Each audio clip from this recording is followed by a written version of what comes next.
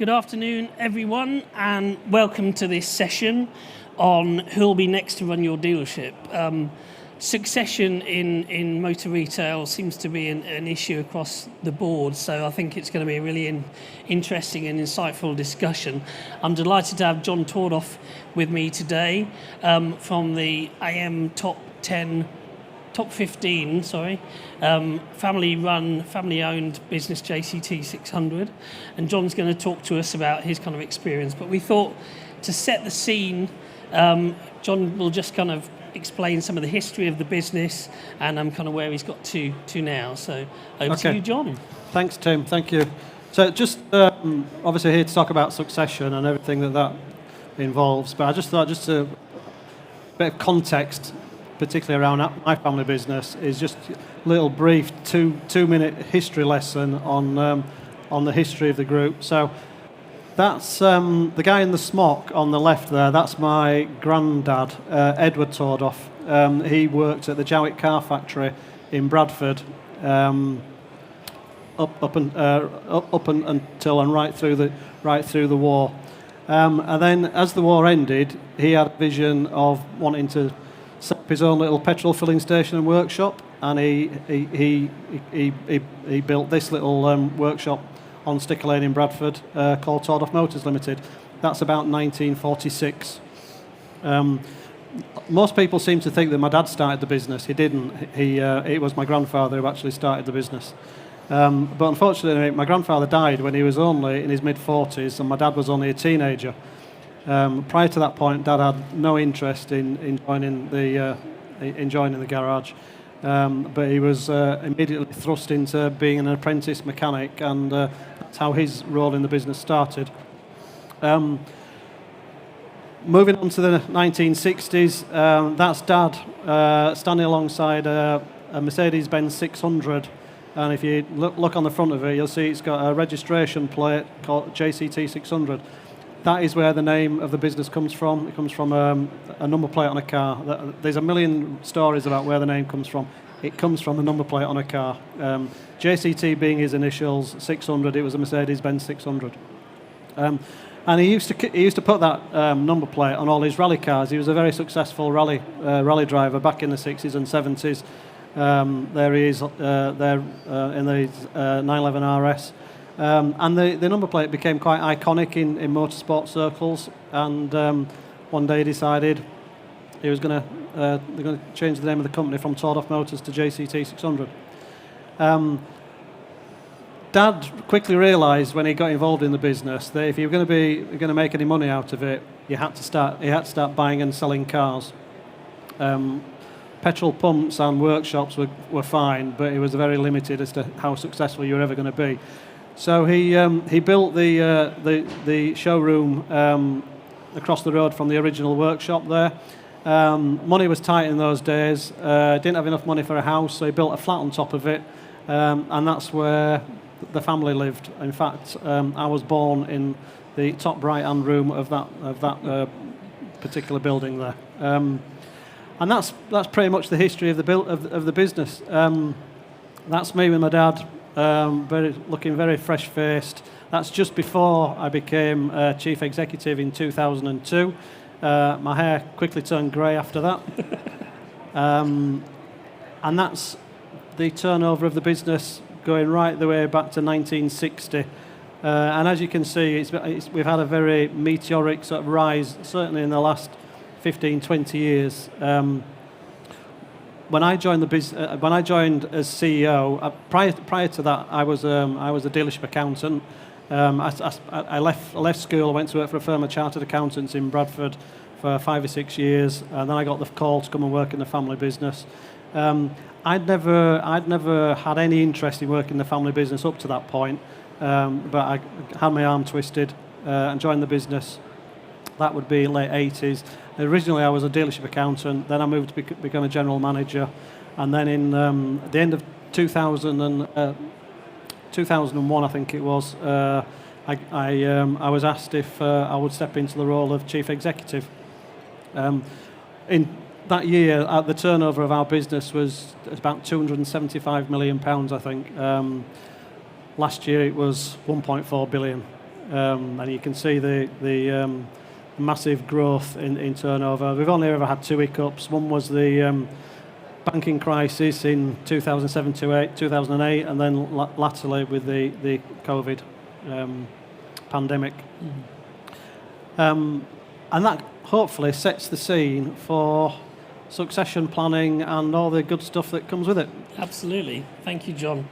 Sorry, just a couple more slides. This is the brands that we represent and the territory that we work in. We've only ever been primarily around Yorkshire and Humberside.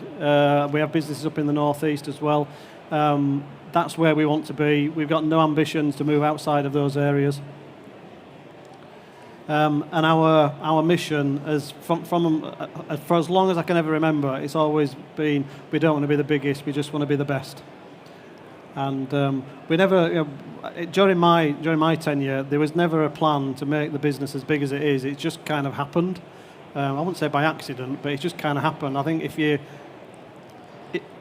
reasonably good at something, opportunities come along, and then you get asked to do more and more and more, and that's kind of how it's happened. Yeah, absolutely. I think, it's my 20th year on AM, and which is almost as long as you were since you took the CEO role, John. Yeah. And it's been fascinating to see the business grow over the years. And one thing that strikes me, I remember it's quite a few years ago now, but I came to see you at the headquarters, and the values of the business then up on the wall, and that were kind of inherent. And you talked then about wanting to be the best partner for your manufacturers, the best supplier to your customers, the best partner with your suppliers. Yeah. That ethos of being the best was very much at the heart of the business then. Yeah, it's run through the veins of the business for a good 20 years plus, and it's our ethos, and it's what we try and get everybody. We've got 2,300 people working in the business now. We try and get them all engaged in just being the best they can be every day, every week, every month. And we don't have a template for what good looks like. We just encourage everybody to be the best version of themselves. Yeah. So talk us through the structure of the business now in terms of management. You were CEO for 20 odd years. You've now recently moved into more of an exec chairman role. So talk us through that management structure. Well, when I first moved into the CEO role, the business, as you've seen from the slide, it was much smaller than it is now. All the general managers, as they were called then, they reported directly into me. There was probably about 15 of them at the time. There's some group people as well, all reported into me. Like all paths led to my door at one point. And then obviously as the business has grown, we've had to introduce other layers of management. And one thing that we're absolutely passionate about is trying to keep the layers really tight. I hate having layers and layers and layers of management because it just slows down decision making. So we introduced a tier of brand directors, brand financial controllers. Originally every dealership had an accountant. Now we don't. We have centralised accounting centres with brand financial controllers. We have 5 brand directors who are each responsible for a brand or a number of brands, and then they report directly into the operations board, which generally sets the strategic direction of the business. I am the only family member on the operations board. We've got a managing director, finance director, sales and after-sales director, customer experience director, HR director, IT director, property director. Okay. And as a family group of the scale that JCT 600 is, what dynamics do you see within the business, and how does that kind of reflect in day-to-day, week in, week out business? The dynamics of the business, although in some respects are fundamentally the same as they've always been, in other respects the change, there has been a significant change. I think if you look at particularly leadership roles, and not just within our business, but just in society in general, I think from a very young age, we all go to school and people put pictures on walls of leaders, and they're all big characters, big, strong, loud people. And I think it sets a false expectation of what leadership looks like, because everyone thinks you have to behave like Winston Churchill, or you have to behave like Alex Ferguson, or you have to, whatever your generation is. That's what strong leadership looks like.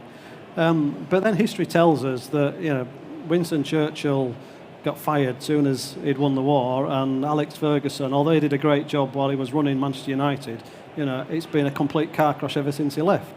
So you kind of question, well, how good actually were they? And one of the dynamics that we've tried to introduce in our business through leadership development programs is just getting people to be themselves.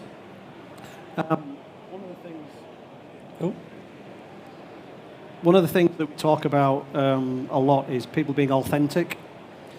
A phrase that I heard not many years ago now, and it really resonated with me, was it's cool to be vulnerable. And I think far too many leaders, and when I look back in my informative years in the motor industry, that too was full of big characters who would dominate meetings, and nobody ever said anything because you knew that he was going to stand up and say something any minute now. So everyone else just sat there waiting for the bomb to go off. And I think throughout the industry, those characters are slowly but surely being replaced by people who are very well educated. They often come through university backgrounds and everything. They're much more quiet spoken, but they're much more intelligent, and they just get things done without the drama and without the headline and without the noise. And for me, they are very effective leaders. They're certainly people who I look up to as people very capable in running really successful businesses. Right, okay. And in terms of leadership, who do you look to for kind of inspiration, or who have you in your career, and how has that kind of shaped the way that you run the business? I think two people who were very influential in my informative years was our old MD, Harry Taylor, and our old finance director, Brian Crowther. Both completely different characters. Harry was the big, brash, characterful, Harry was the guy who would stand up in the meeting and tell people what for. Brian was much more laid back, calm, and I kind of learnt a little bit from both of those people, I think.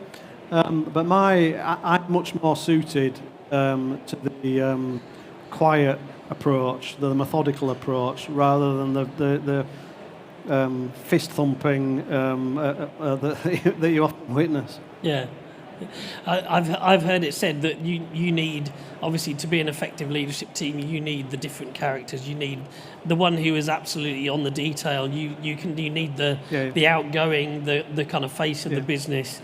A combination of that. And it absolutely does on our apply, ops board, we have a real varied combination of people. So we have the analytical side, the people who are they can crunch numbers and spit them out like you wouldn't believe.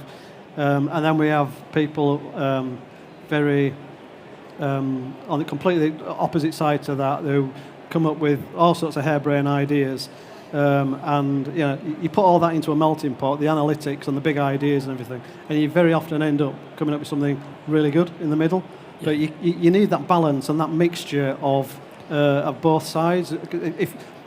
I think one of the things that I learned is if you recruit within yourself, so you just end up a team of mini-me's, you ain't really going to get far.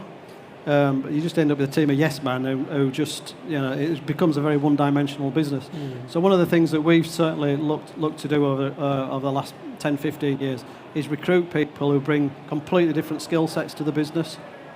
And I think there's the old Steve Jobs quote of you don't hire people and then tell them what to do. You hire people and then say, how are you going to do it? And you let them flourish and you let them flow. And that was a hard lesson to learn in a family business where historically it's been very tightly controlled and kind of the only opinion that matters is mine kind of attitude. And we had to completely change that approach. Right. Okay. You mentioned earlier about the kind of development program and bringing some people up through the ranks. Talk to us in a bit more detail about that. You've been working on a succession plan for some years. Share us some details of how that's all panned out. I had no formal training in terms of succession. I did a job, then I did another job, and then one day the phone rang. Can you come and see me? Do you want this job? And yeah, okay. But as I said, the business is a much different place than it was then, much smaller. It certainly didn't have all the complexity that we all experience today. It was quite a simple little business. So we've had to bring people through who really want to push themselves forward. But as I said, we don't have a template for if you want to be successful in this business, you have to look like that and you have to act like that. We want people to just be the best version of themselves, and with that brings all these different skills and assets to the business that previously we've never had. So I moved into the role of executive chairman last year. Two reasons really.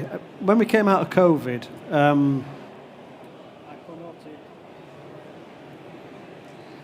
I promoted our operations director, Richard Hargraves, to the role of managing director.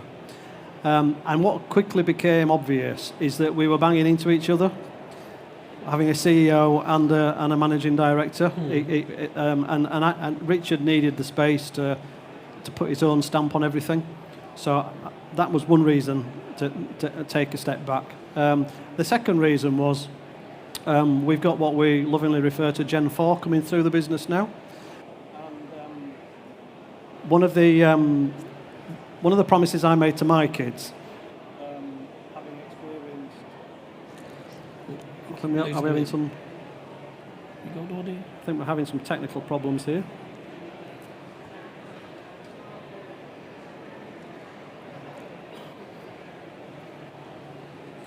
It's okay. All right.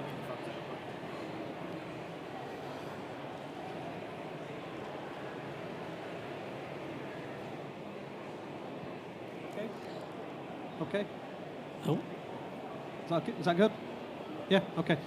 So one of the promises I made to my kids was that when they were, if ever they got into my position, they wouldn't have 80-odd-year-old me walking in the business every day telling them how to do it. Are you referring to Jack? Referring to my dad. Yeah. Who, in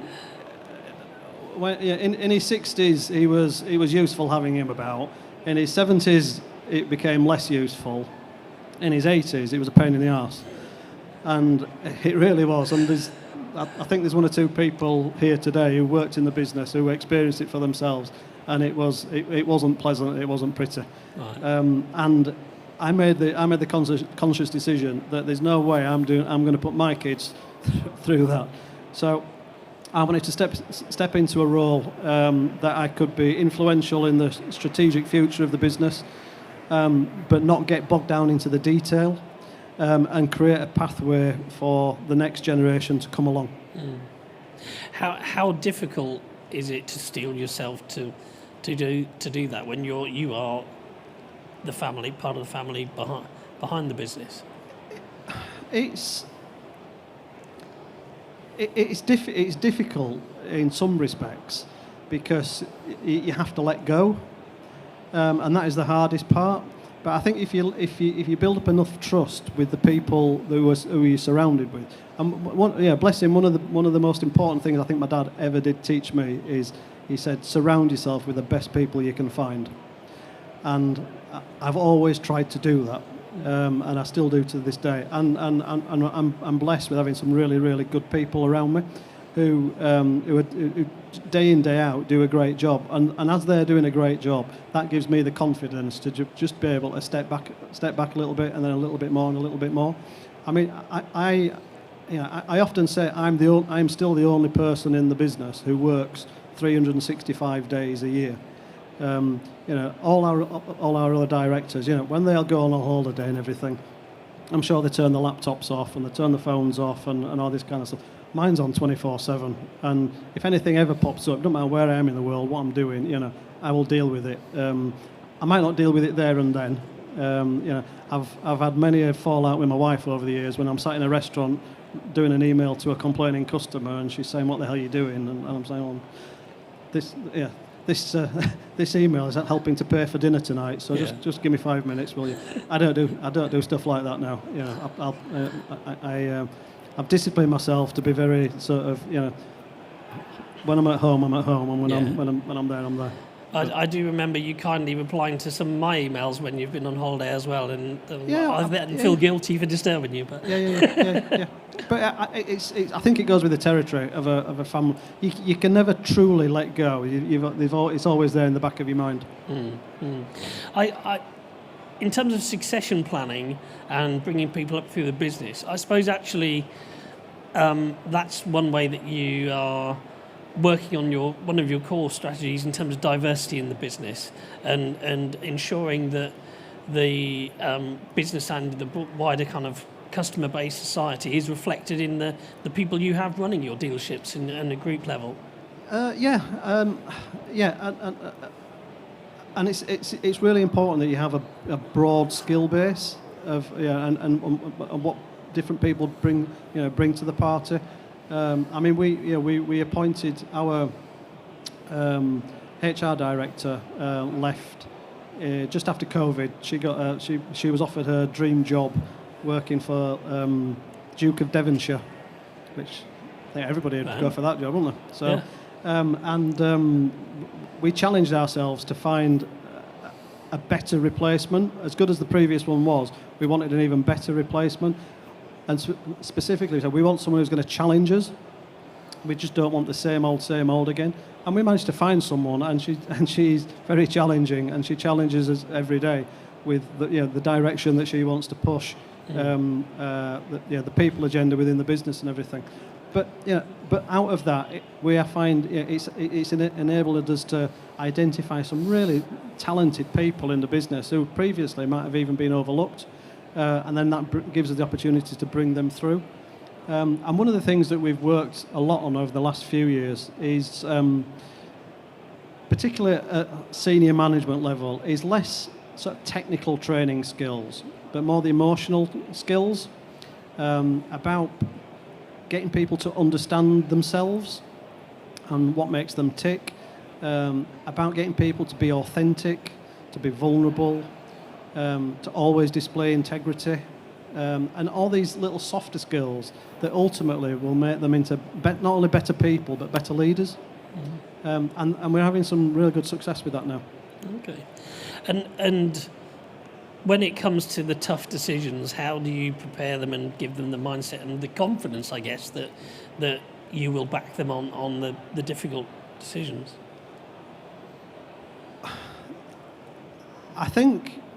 We have a very open and honest relationship, or I do, with the operations board. And one of the things that is one of the rules is don't ever hide bad news from me. Some people are really good at sharing good news, and they're really uncomfortable sharing bad news. And some people even just try and bury it, and then when it pops its head out, the damage has already been done. So one of the things that the trust that I've built up with all my team now is, no matter how big of the problem, you can always share the bad news, and we'll have an open and honest debate about it and a discussion about it, and we'll come up with a plan and hopefully a solution. And in the world that we're all working in now, you're never that far away from a problem popping its head up somewhere. But I think through their skills and their experience and their knowledge and the bond that we've created between ourselves, they are very comfortable now. They will come to me, this is the problem, this is what I think we should do, what do you think? And very often, I'm kind of the last person in the queue that either gives it a nod or shakes my head.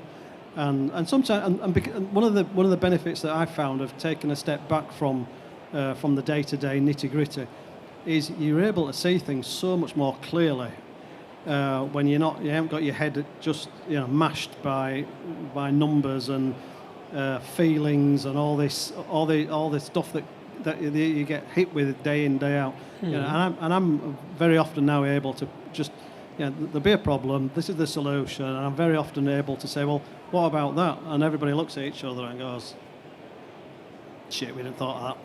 He's done it again. So I'll go back to the drawing board, and sometimes we come back up with the same answer. Other times it changes. Yeah. But just having that space between myself and the nitty gritty just gives you so much clarity, and which was missing before. That fresh pair of eyes perspective. A fresh pair of eyes and an open view as well, an open viewpoint. And sometimes I come out with some real sort of left field things, and they'll go, oh, geez, I never thought you'd say that. Oh, well, why don't we do that? Oh, yeah, let's give it a go. You mentioned earlier about the fourth generation in the business. Was that a given? How did you encourage them or otherwise to come into the business? I've not encouraged any of the kids to join the business, but for one reason or another, all 4 of my kids and all 3 of my brother's kids all work in the business. And I've deliberately tried not to put any expectation on their shoulders of what the future might look like. Principally, I just want them to enjoy themselves in the business, and they know the condition. The conditions of working in the business is, when your name's Tordoff, you have to. The prerequisite is you have to work as hard, if not harder, than everybody else. You get absolutely no perks for doing the job. You get paid the same amount of money as everybody else. You drive the same cars as everybody else. I don't want them any of them being seen as daddy's boy or daddy's girl, and she gets Fridays off, and he does this and what have you. So they all know the conditions of working in the business, and thankfully, I'm going to say all of them, certainly 3 out of the 4 of them, have certainly got a really good work ethic. I have to drag them away from work sometimes. One of the family anybody who's in here who works in a family business will know, and it's particularly if it's multi-generational, will know. Very often, home life and work life just ends up being blurred. And one of the things I remember when I was younger, I used to hate going out to my mum and dad's for Sunday dinner because it just turned into a board meeting. Every time you sit there and what about this and what about that, and I'm just thinking, I really don't want to talk about this right now. So one of the things I insist on is when they come round to my house, we had a house full last Sunday, kids, kids-in-law, grandkids, you name it. It was a madhouse. I don't think work got mentioned once. But come 8 o'clock Monday morning, we're all on the phone to each other talking about work. Yeah. And I think that's how it should be. You have to have a bit of a dividing line.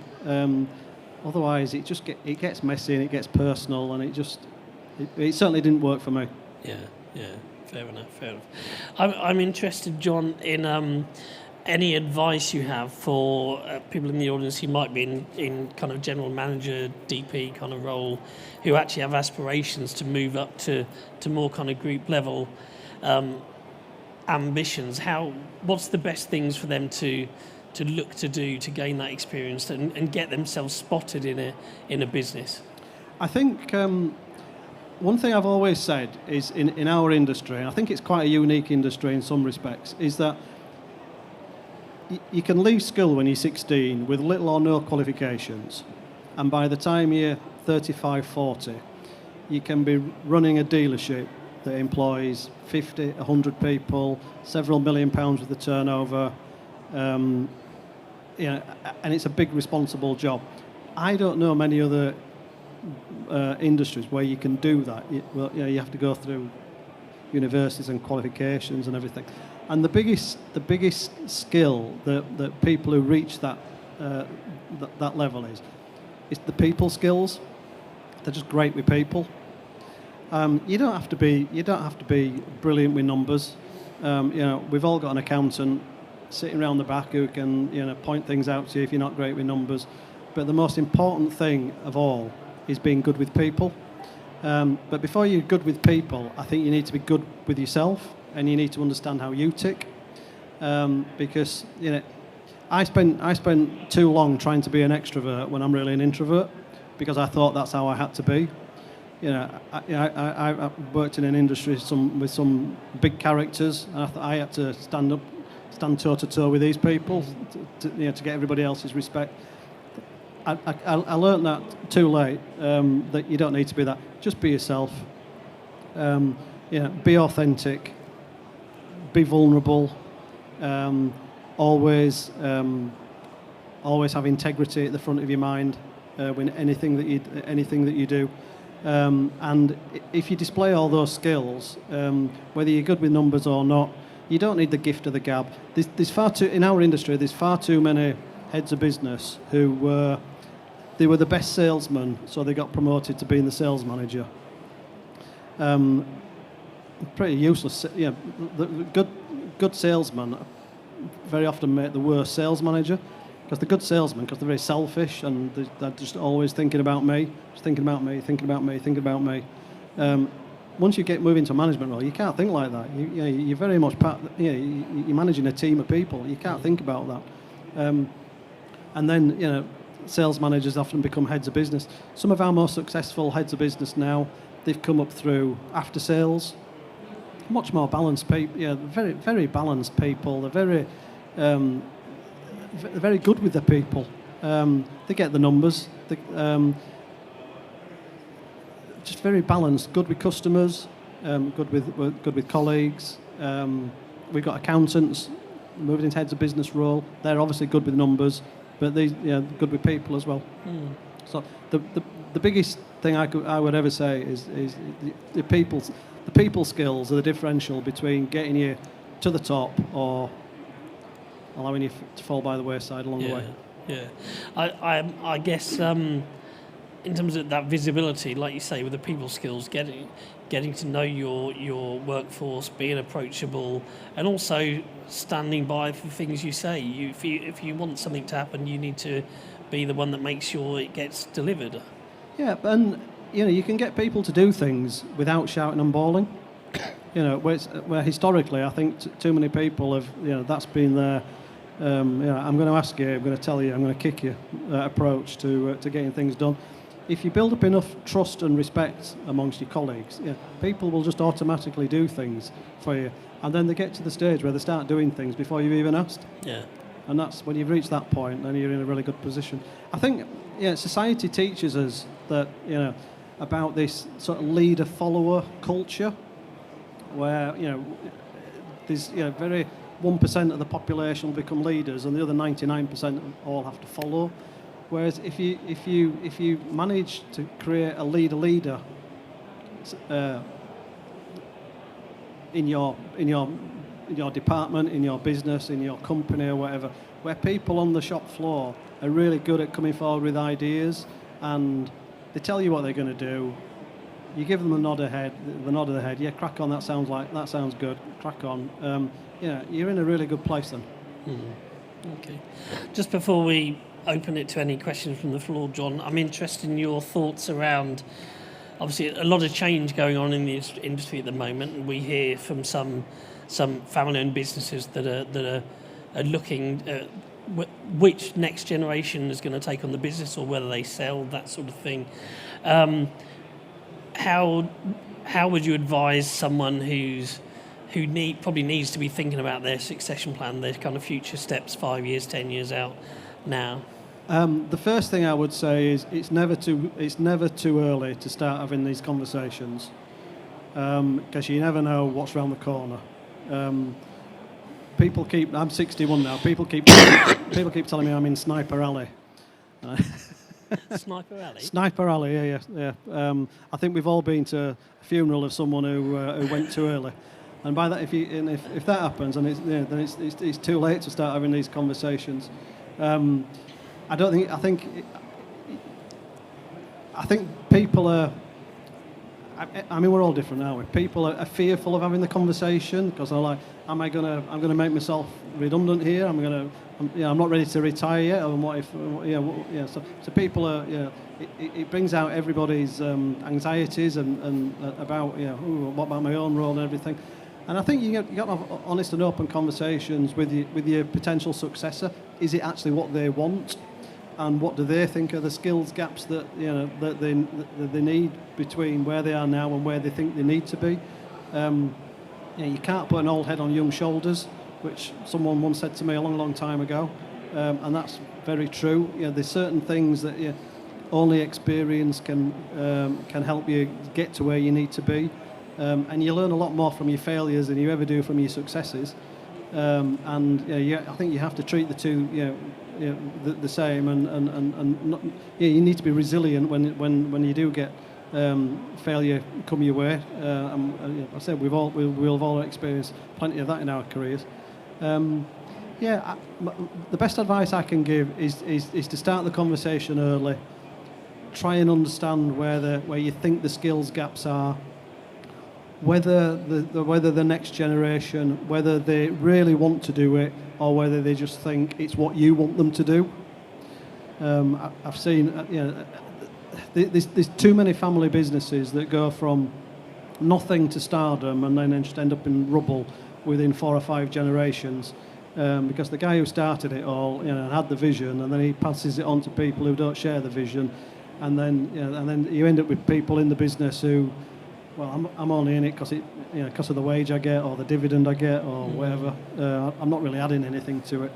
I think you need to have these conversations early. And if you don't have anybody who you a natural successor who you think you can pass the business on to, and bear in mind, it's nice if it's a family member, but it doesn't always have to be a family member. If you've got some really talented people in the business, they might want to run it for another family member, which is great too.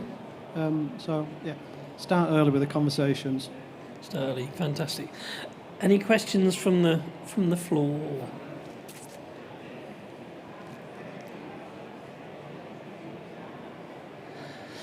Nothing? No? Okay, fantastic. In that case, there is a question. We'll get a microphone to you in a second.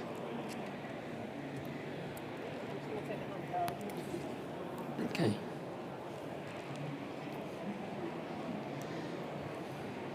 Hey, John. Just a quick one. How do you think the impact of the recent budget's going to affect family-owned car dealers going forwards?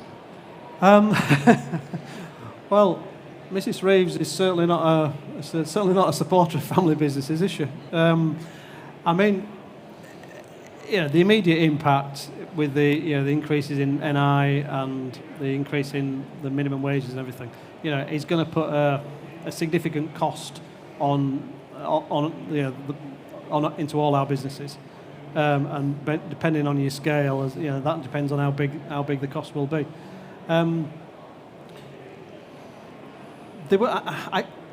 I came across stories of a lot of people who were bailing out pre-budget and moving businesses on, and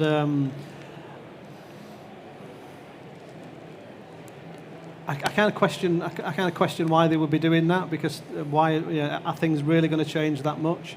And I don't think we really fully understand the full impact of the consequences of the budget just yet. I know our accountants and everything, they're poring over the detail on the small print and everything. But I'm sure with the correct planning, and I mean, we have everything planned to the nth degree with trusts and you name it and everything, and I'm sure you do the same. I'm sure there will be a way of navigating around it. They're only in power for 4 or 5 years, and then who knows what might happen. It might all change back again. Then it is to some degree a bit of luck as to when you're planning on exiting and who's in power at that given time, and try to manage it all so you get the best possible outcome. But no, you're right. She's not made it easy for family businesses and the future, passing it all on, etc. with the various taxes and inheritance tax and capital gains tax and all that kind of stuff. She's certainly not made it easy. So yeah. Talking of the future as well, one thing we haven't covered, John, is OEMs, kind of their involvement in your succession planning and keeping them aware and, I guess, introducing them to the next generations that will be running the franchise business. Yeah, and I have my own views on that. I mean, they don't consult with us when one of them's leaving, and I got an email yesterday from a very senior person saying he was stepping down, and here's my replacement. I didn't get asked my opinion. No introductions there. No. No, it was like, this is what's happening. I remember when my dad died, and I personally rang up the MD of every brand that we represented to tell them, because I didn't want them just to read about it in the press, because I was quite nervous about what the outcome of that was. I was expecting them to say, well, you need to come and see us and explain how it's all going to work moving forward, and the ownership structure and all that kind of good stuff and everything. And I pretty much had a 2-minute phone call with them all, and they pretty much went, "Oh, sorry to hear that. Yeah, fine. Yeah, crack on." And that was it. And I was like, "All right then." And yeah, so. Oh, interesting. I'd assumed that they would show much deeper interest. I assumed that they would too, but literally none of them. They sent the best wishes and the condolences, and that was about as far as it went. And no one seemed to have no one showed any interest in. So who owns the business now, and how's it all going to work, and all this kind of stuff. And no, none of them. So. Any more questions from the floor? There's one there and one there. Please, we'll go to you in a moment. John, thank you for your contribution. This is Mark Mitchell from Chester. John, we haven't mentioned PLCs this afternoon, and I guess if we look back down the years, the gap has never been greater between the culture of a PLC and the culture of a family-owned business. How does a family-owned business, in your view, stay independent and perhaps avoid being mopped up as part of a manufacturer's acquisition package? Well, one thing I didn't say when I did the intro right at the beginning, the reason why I joined the business back in the mid-'80s was at that time it was very fashionable for motor retailers to go public, and people like DC Cook and all these old names that some of you will remember, they were all busy going public. And my dad got the bug to go public. I think it appealed to his ego a little bit, I think. But I think he very quickly realised that we just didn't have the infrastructure to be a PLC.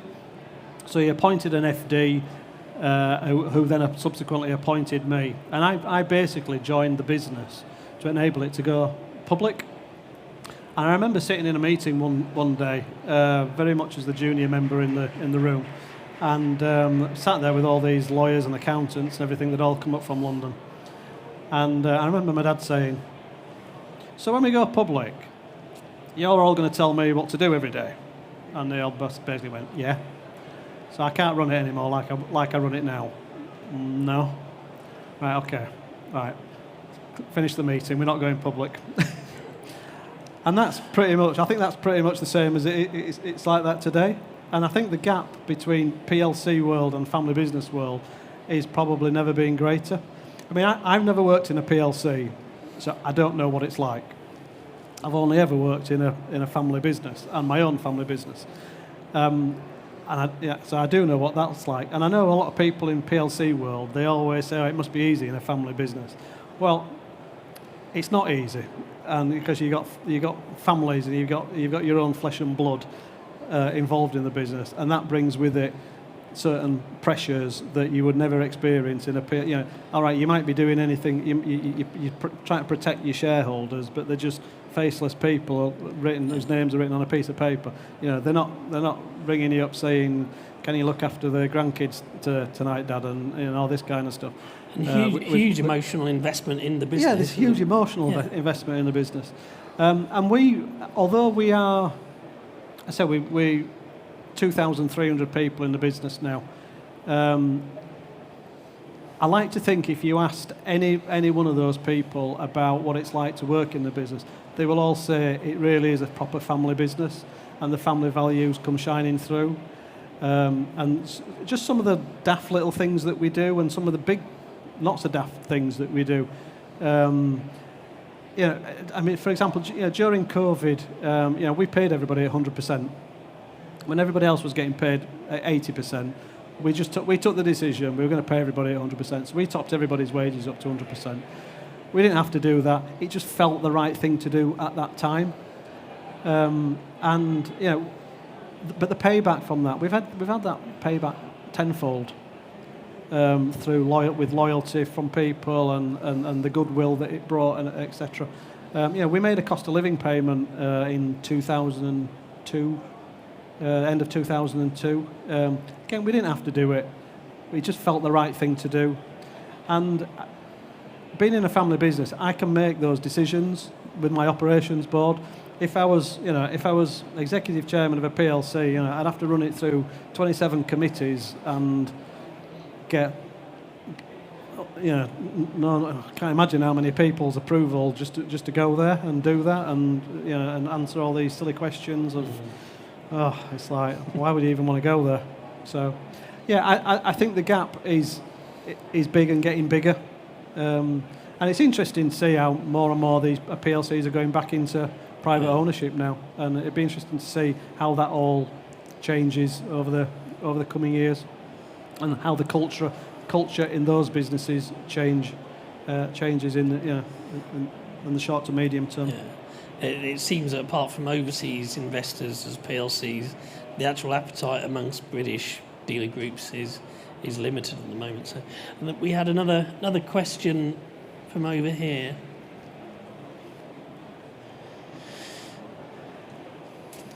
Hey John, I'm a Bradford lad, so I'll be gentle with you. You've sort of answered this already, but I'm going to ask it in a bit more of a plain way. How important? You talked about having family in the business, but you've not encouraged them to come into the business. If you look forward to the next 40, 50, 60 years, how important is it for you to know that you're going to have future generations in the business? In one respect, it's important. I mean, in terms of it gives you a nice, warm, fluffy feeling inside.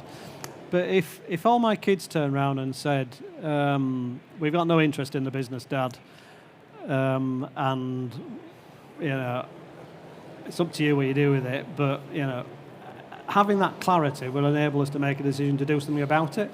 I mean, if you have, we've never had an exit strategy. We've never ever had an exit strategy. I've never had a serious conversation with anybody who might want to buy the business. I've had the odd flippant comment from one or two people. Never had a serious conversation about it. So I think it's always been a given. The business will move into the next generation.